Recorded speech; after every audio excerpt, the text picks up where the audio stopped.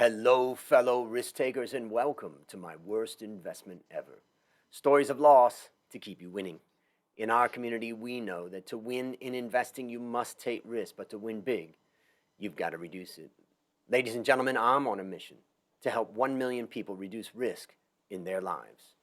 To reduce risk in your life, go to myworstinvestmentever.com today and take the risk reduction assessment that I've created from the lessons I've learned from more than 470 guests. It's time you start building wealth the easy way by reducing risk. Fellow risk takers, this is your worst podcast host, Andrew Stotz from A Stotz Academy, and I'm here with featured guest Bryan Clayton. Bryan, are you ready to join the mission? Andrew, let's get into it. I'm ready. I can feel your energy from when we first started talking. Let me introduce you to the audience. Bryan Clayton is CEO and co-founder of GreenPal, an online marketplace that connects homeowners with local lawn care professionals.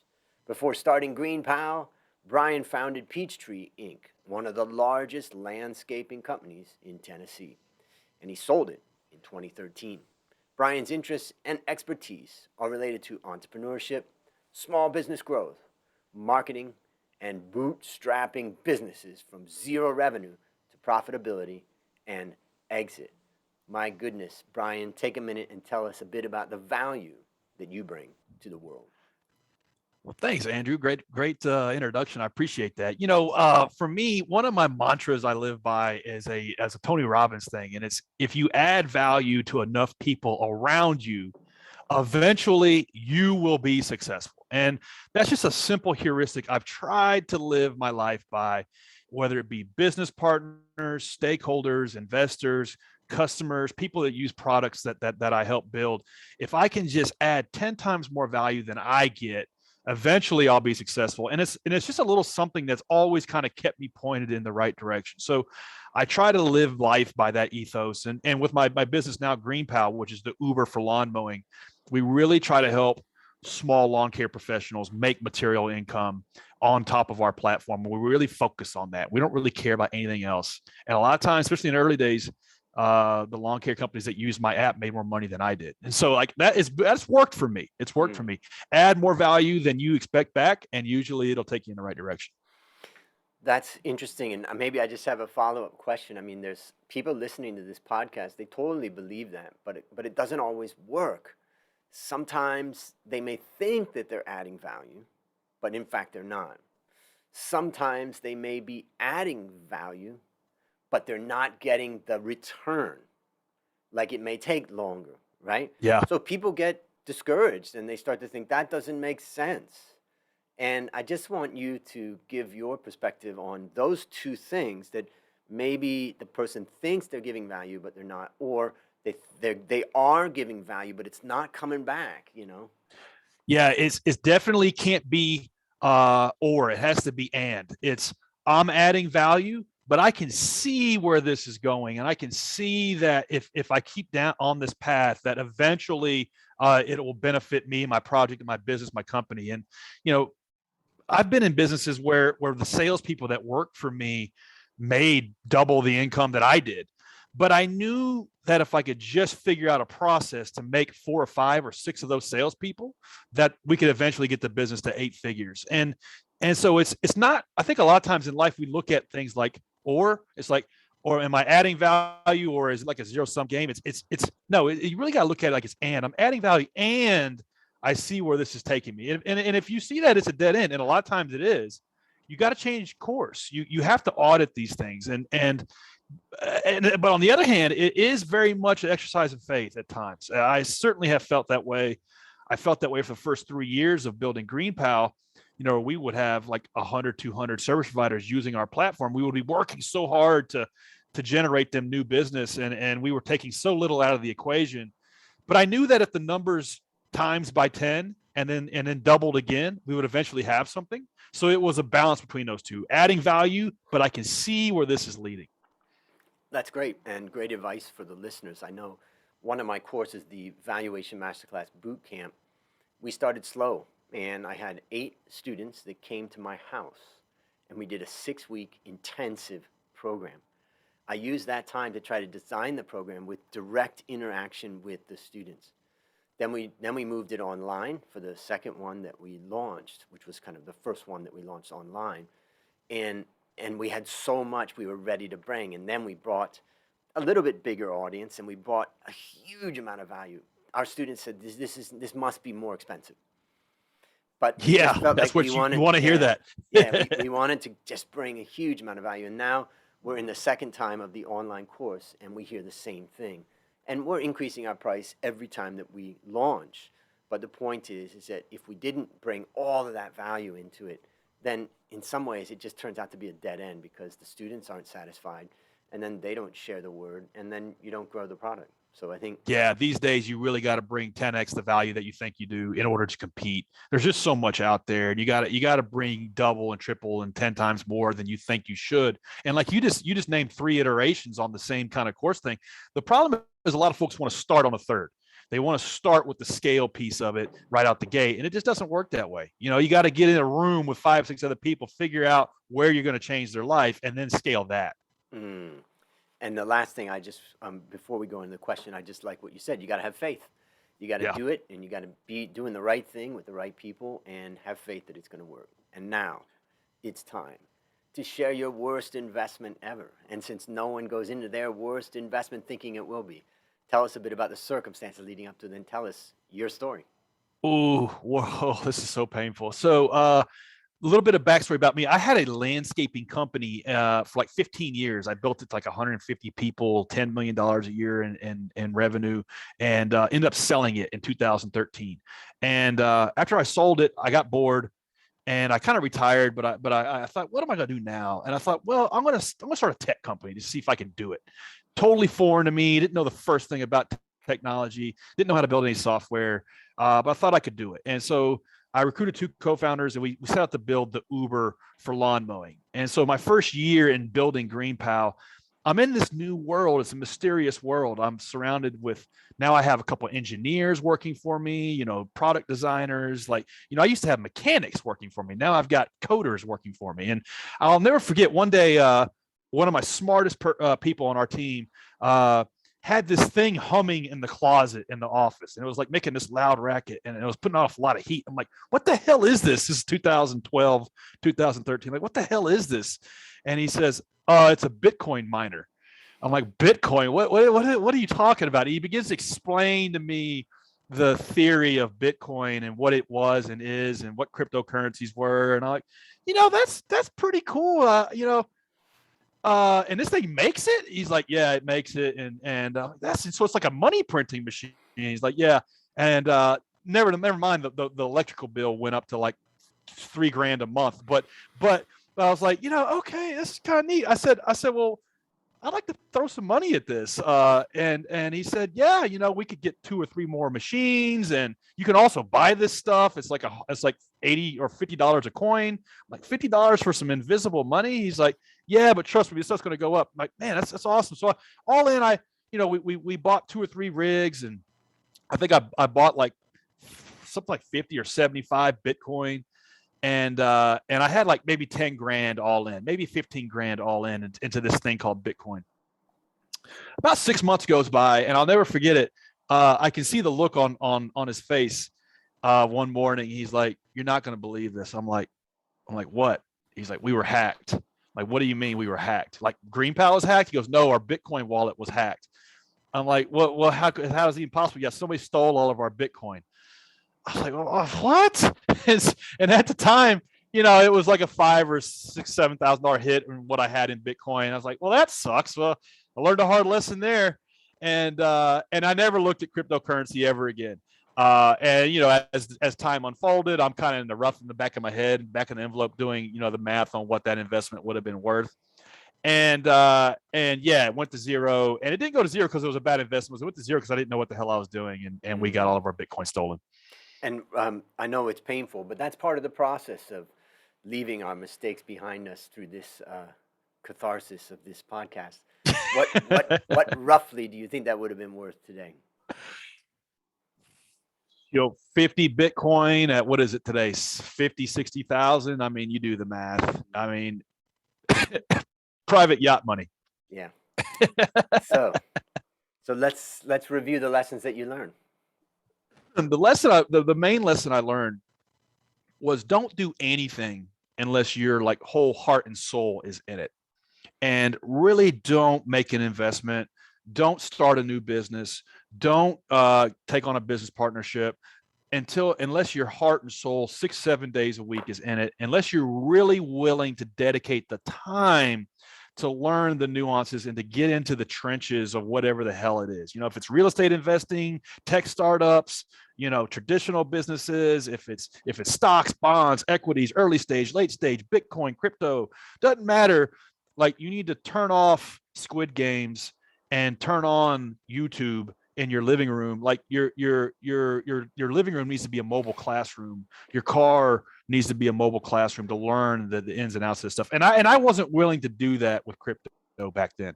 And that's what cost me my whole investment. I didn't put in the time to roll up my sleeves and really understand what cold storage was and really understand why there were vulnerabilities in the system back then, and because I managed it by abdication. Like, I don't know how it works, but seems like a good idea. Here, you handle it. That's usually a recipe for disaster. Yeah, so maybe I'll summarize a few things I take away. I'm reminded of a story where one of the books that I wrote in the course I teach is called How to Start Building Your Wealth Investing in the Stock Market. And basically, it's very simple. Obviously, you want to start as early as possible. Maybe for someone that doesn't know much about the stock market, maybe buy an ETF or a fund that owns every stock in the US or every stock in the world, and then contribute to that on a regular basis until you get up to $500,000, and then you start to play around a little bit with individual stocks or whatever.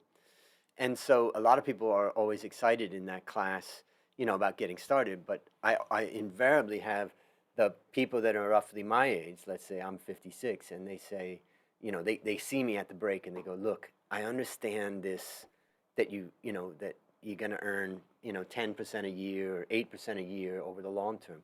But Andrew, you got to understand, I haven't saved any money and I don't have anything for retirement. Can you tell me the fast way to grow my wealth? I get that question every single time. Every single time I have tried to make money quickly, I have struck out. Yeah. I'm 0 for like 100 on get rich quick. Every single time I've always gone to zero. And I always tell them, think about it for a moment. If there was a fast way of getting rich, don't you think that smart people would already be doing it? Yes, everybody. You're either going to get rich, you're going to get lucky, or you're going to lose all your money, and hope is not a strategy. Yep. And but I've made the mistakes. I've tried to. There is no one move on the chessboard that wins the game. There's no shortcuts. It's always a buildup. So the last thing that I take away from your story is I wrote down new equals risk. Now think about this. Like, okay, I've got 30 years of experience of investing, and I'm still exposed to risk. There's all kinds of risks that I'm worried about, right? Now imagine somebody that's never invested before and they walk in. Basically, they're exposed to 100% of all the risks, yeah? And the majority of risks that I'm exposed to, I understand. But the majority of risks they're exposed to, they don't yet understand. It's a little bit like, imagine a little baby, a little toddler, wow, wow, wow, crawling along the ground, all happy, and wearing their diapers. And imagine that they're in the desert, and they're surrounded by rattlesnakes. But they don't know that. That's what it is. That is what it is. They may even reach out and grab, oh, look. And they grab it. So what I would just highlight to the listeners out there is new things that you do have a lot of risks. And almost all the risks of something new that you're doing, you don't understand. Whether that's going to the gym and lifting weights, if you've never done it, it's brand new. You're going to be exposed to all the risks. So whenever you get into something, your first objective really is to understand the risks that you're exposed to. Anything you would add? Absolutely. Yeah, and how do you understand and learn how to mitigate that risk? You kind of have to get in the game. You kind of have to get in the trenches. How do you learn real estate investing? You buy your first investment property. How do you learn investing in equities or bonds? You got to get in. You got to get into the game and start investing. How do you understand how to invest in tech startups? Well, you need to start investing in tech startups. There's going to be a cost to that. There's going to be a ticket price, and you're gonna learn from your own experience. But you can sit here and just kind of plan yourself to death. And if you're not actually making any bets, it's really hard to learn. And that's one thing I've learned. It's like it's a balance of getting in there, making managed risks and making managed bets, but also not being scared enough to not get off the sidelines. Because I see that a lot too. It's like, you're not going to really learn anything until you get some experiential wisdom. Yep. It's kind of like an MMA fighter going into the octagon and never having sparred. You're going to have to spar. You're going to have to make some small bets. Yeah, and he could have trained, but if he didn't spar, he would have theoretical knowledge, but he wouldn't have the practical knowledge of how to sustain a punch in the face. Could have watched every video on YouTube on jiu-jitsu. I mean, all of them.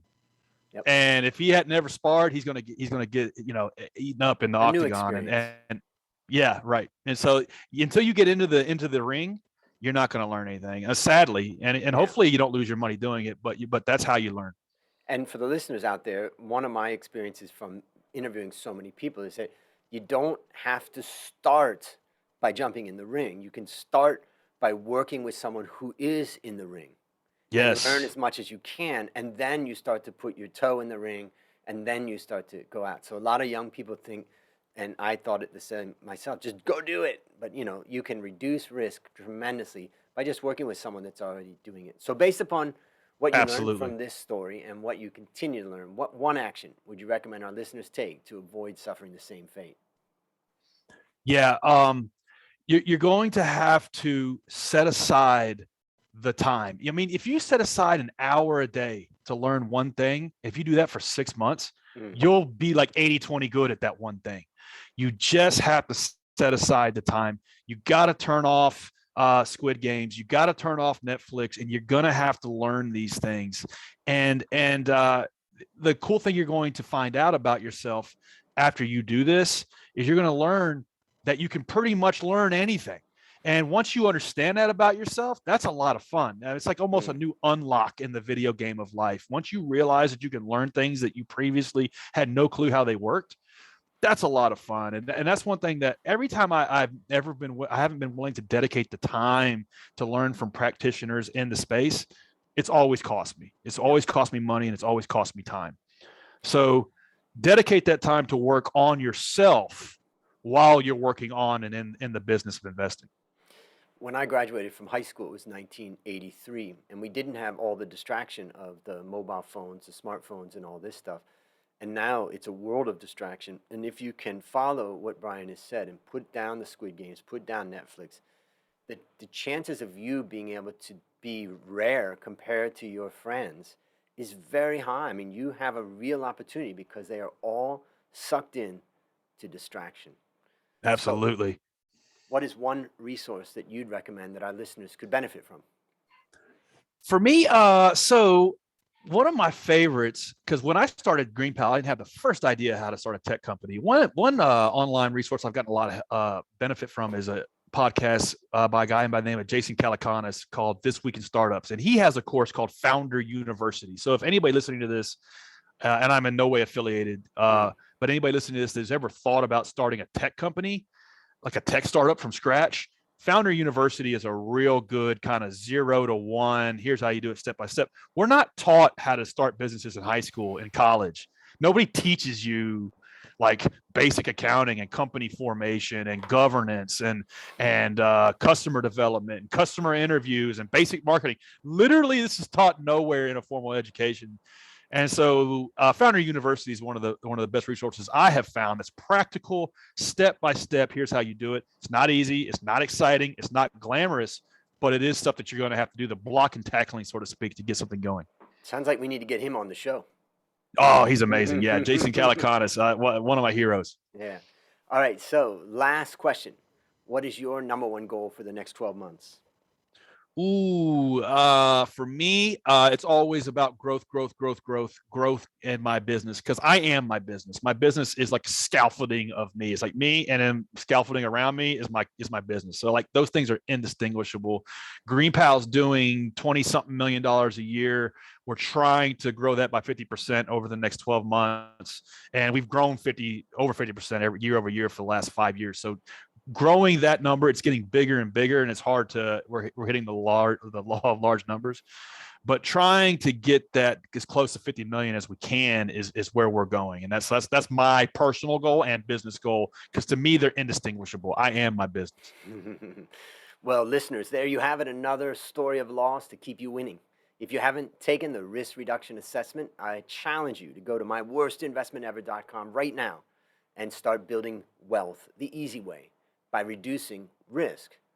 As we conclude, Bryan, I want to thank you again for joining our mission.